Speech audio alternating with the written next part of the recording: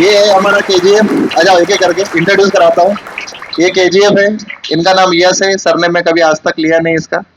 और जिस दिन से बैच में इसने यस बताया तो जितने भी बच्चे यस नाम से आते हैं, एक पैटर्न हो चुका है, जो भी नाम का यस नाम का बच्चा तो उसका नाम केजीएफ होता है।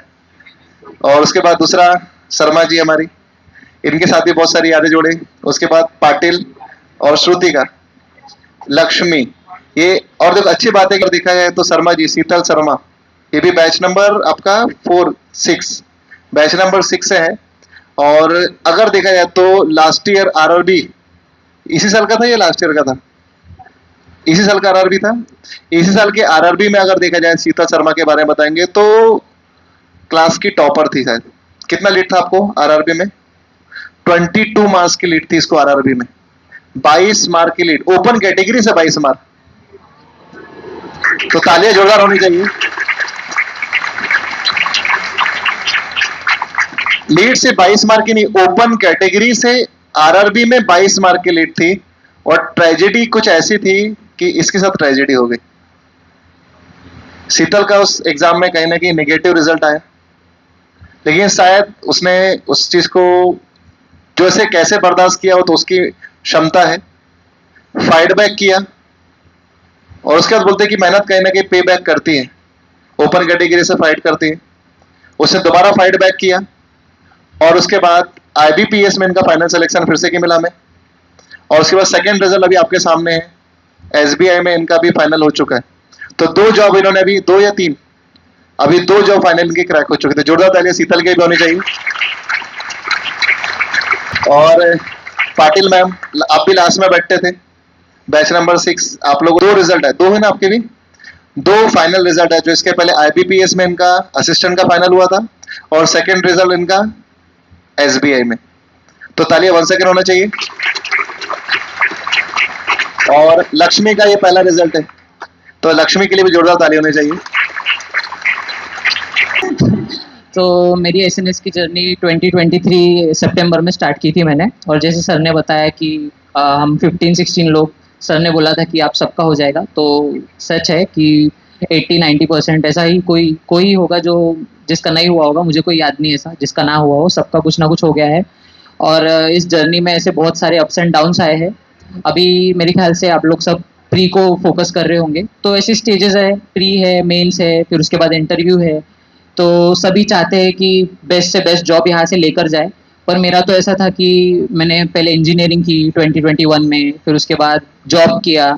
और उसके बाद फिर मुझे ऐसा लगा कि नहीं, मेरा इसमें करियर नहीं बनेगा, कुछ तो गवर्नमेंट में करना चाहिए। तो फिर मुझे पता चला, मेरे काफ़ी सारे फ्रेंड्स यहाँ से लग चुके थे, तो उसके बाद मैंने यहाँ से स्टार्ट किया। तो जब स्टार्ट किया तो मैंने ऐसा सोचा कि हाँ ठीक है ना, मैं तो हूँ, होशियार हूँ, मेरा जल्दी हो जाएगा, ऐसा सोचता था। ओवर कॉन्फिडेंट था शायद। पर समझ में आया कि बहुत कंपटीशन है और काफ़ी सारे लोग बहुत पढ़ाई करते हैं और मुझे भी बहुत करना है। और मैंने कभी भी बहुत पढ़ाई नहीं की थी, तो मुझे सबसे पहले एसएनएस ने पढ़ाई करना सिखाया कि कैसा पढ़ाई करना चाहिए और एक जगह पे बैठना, पेशेंस, यहाँ से मैंने बहुत सीखा है। और जब स्टार्ट किया था तो मेरा सबसे पहला अचीवमेंट था कि मुझे 30 तक टेबल्स आ गए थे। तो मैं बहुत खुश था, मेरे पैसे वसूल हो गए, क्योंकि मैंने सोचा भी नहीं था कि मुझे टेबल से याद हो जाएंगे। मैथ्स अच्छा था थोड़ा बहुत, पर फिर भी मैं इतना डेडिकेटेडली चीज़ें नहीं करता था। छोटी छोटी चीज़ें जिस पर हम नज़रअंदाज करते हैं, जो ज़रूरी होती है, वो हमको क्लास लगाने के बाद ही होती है, समझ में आती है कि ये करना होता है। और प्री के लिए तो जैसे सभी के कोई ना कोई सब्जेक्ट स्ट्रांग होते हैं, बस आपको पता नहीं होता है। तो आप जब करेंगे, प्रैक्टिस करेंगे, तो आपको समझ में आएगा कि आपका कौन सा स्ट्रांग सब्जेक्ट है, उसको फोकस करिए, उसको उसमें ऐसा करिए कि अपने आप को इतना स्किलफुल बनाइए कि कोई आपको बीट ना कर सके। मतलब टॉप, एकदम टॉप ऑफ द टॉप लोगों में आप आने चाहिए ऐसे किसी एक सब्जेक्ट में। 2-3 है, तीनों आते हैं तो बहुत अच्छी बात है, लेकिन मिनिमम एक तो होना ही चाहिए। और बेस, जैसा सर बोलते हैं, क्लास में बेसिक पढ़ाते हुए भी हम लोग भी ध्यान नहीं देते थे। मैं ऑनेस्टली बताऊंगा कि मतलब क्लास में जब मैं था, जब कोर्स चल रहा था, तब मैं बहुत ही रिलैक्स था और सिर्फ क्लासेस करता था, क्लासेस ईमानदारी से करता था, होमवर्क ऐसे करता था, पर एक्स्ट्रा पढ़ाई नहीं करता था। एक्स्ट्रा पढ़ाई मैंने कोर्स चालू होने के बाद ही स्टार्ट किया। पर आपको सबको एफर्ट देना चाहिए एक्स्ट्रा पढ़ाई करने के लिए। मतलब कोर्स आप पढ़ रहे हैं, क्लासेस कर रहे हैं, होमवर्क कर रहे हैं, पर एडिशनल टाइम दो कि कहाँ मैं लैग कर रहा हूँ, कैसे मैं आगे बढ़ सकता हूँ, क्योंकि इवेंचुअली आप कॉम्पिटेटिव एग्जाम में हैं। तो आपको एक्स्ट्रा एफर्ट्स खुद के साथ टाइम स्पेंड करना बहुत ज़रूरी है। अगर आपको जल्दी रिजल्ट चाहिए तो रिजल्ट तो सबका आना ही है, सभी का आएगा। और मैं ये भी जानता हूँ कि मेरे साथ जितने लोगों ने स्टार्ट किया था वो सभी बहुत डिजर्विंग है। और लकीली मेरा बहुत अच्छा जॉब हुआ है। मैं भी समझ नहीं पा रहा था कि मेरा क्या होगा। 2 दिन पहले एसबीआई क्लर्क का रिजल्ट आया था, मेरा नहीं हुआ सिलेक्शन, तो मैं बहुत डिप्रेस था और मैं प्राइवेट जॉब ढूंढ रहा था। तो मुझे समझ में नहीं आ रहा था कि मैं क्या करूँगा, क्योंकि मेरा फाइनेंशियल प्रॉब्लम भी चल रहा था, जो मैंने सर से भी शेयर किया था। सर ने बोला था कि तू चिंता मत कर, मुझसे ले जितने पैसे चाहिए, पर तू पढ़ाई बिल्कुल मत छोड़। तो मैंने सोचा था सर मैं कर रहा हूँ, कंटिन्यू कर रहा हूँ, पर सबके लाइफ में लो पॉइंट्स आते हैं, अगर फेलियर्स आते हैं तो आपके लाइफ में भी आएंगे। और लो फील करना कोई गलत बात नहीं है, बस आप लो फील करने के बाद आप वापस आपको उठ खड़े होना है। और यहाँ एसएनएस में इतने सारे लोगों के चेहरे देख के, जो डेली एग्जाम के लिए इतना प्रैक्टिस करते हैं, सब लोग रिगरस ट्रेनिंग करते हैं, आपके कोऑर्डिनेटर्स आपकी हेल्प करते हैं, सर इतना मोटिवेशन देते हैं, तो ये सारी चीज़ें आपको फोर्स कर देती है कि आप अपने डिप्रेशन में ना जाओ और वापस अपनी तैयारी के लिए लग जाओ।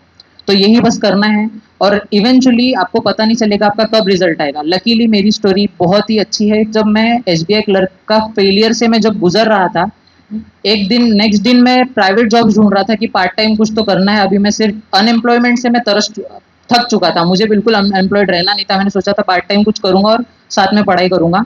और नेक्स्ट डे एसबीआई पीओ का रिजल्ट आया। मेरी मम्मी ने बोला तू मत देख रिजल्ट, तेरे नेगेटिव आते हैं। तो मेरे छोटे भाई ने देखा रिजल्ट, और जब उसने देखा कि मेरा रोल नंबर था, तो हम लोग सब नाच के, हम लोग लिटरली हम चारे लोग नाच रहे थे मेरे घर में, और बहुत अच्छा एक्सपीरियंस था।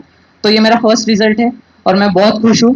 मैंने इससे पहले एसीजीसी का, और ये मेरा थर्ड इंटरव्यू है। एसीजीसी और आईडीबीआई का भी मैंने इंटरव्यू दिया था, तो फेलियर्स मैंने भी देखे। हालांकि मुझसे ज़्यादा स्ट्रगल मैंने सुना बहुत ज़्यादा किया है, इन्होंने भी बहुत मेहनत की है, और ये लोग भी बहुत डिजर्व करते हैं, और सभी लोग बहुत अच्छा डिजर्व करते हैं, क्योंकि मेहनत सभी करते हैं। तो आपको मेहनत करना नहीं छोड़ना है। Thank you very much. तो केजीएफ के साथ बहुत ही अच्छी जर्नी हम लोगों की बीती, हंसी मजाक, डांट भी बहुत खाए, क्लास के बाहर भी रखे, लेकिन अच्छी बात थी डांट खाने के बाद भी दूसरे दिन आते थे। थी बॉन्डिंग कि इन लोगों को शॉर्टलिस्ट करके, क्योंकि पढ़ाई में अच्छे थे, तो अलग से इन लोग मेंस का पेपर देना, फिर जनरल अवेयरनेस के लिए रोज डांट खाना कि इतना पढ़ करके क्यों नहीं आए, और बेचारे मेहनत करते थे। सिर्फ अभी अगर देखा जाए डिजर्विंग बच्चों में 2-3 लोगों के नाम है जो कि मैं ले दूंगा, कि रिसेंटली मेरी कोमल से बात हुई थी, आपकी बैच की कोमल, उसका भी पढ़ाई बहुत अच्छा है।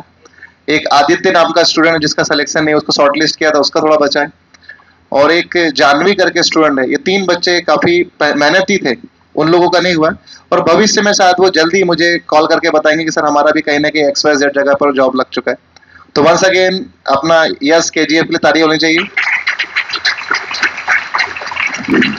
और ऑलवेज मैं ऑफिसर को माइक देता हूं, लेकिन शीतल किसी कारण से भी ऑफिसर नहीं बन पाई, लेकिन वो किसी ऑफिसर से कम नहीं है। क्योंकि मैंने आपको रिसेंटली एक बात बताया शीतल की, कि आरआरबी में 20 मार्क्स की लीड किस कैटेगरी में, ओपन। क्योंकि सेम ही है, मैंने उस दिन भी बताया जब इसके पहले देवाशीष या रेवती आई थी, उन लोगों के टैलेंट में कोई प्रॉब्लम नहीं था, बस वो दिन का फर्क होता है। बोलते ना कि कई बार रोहित शर्मा विराट कोहली 0 पर आउट होता है, और कई बार भुवनेश्वर कुमार मैच जिता करके जाता है। दिन बहुत मायना रखता है। तो हो सकता है कि शीतल शर्मा की पढ़ाई बहुत अच्छी है, लेकिन शायद वो इंटरव्यू का दिन उसके साथ मैच नहीं कर पाया हो, और शायद फेल्यूर मिला। तो जोरदार तालियों चाहिए शीतल के लिए।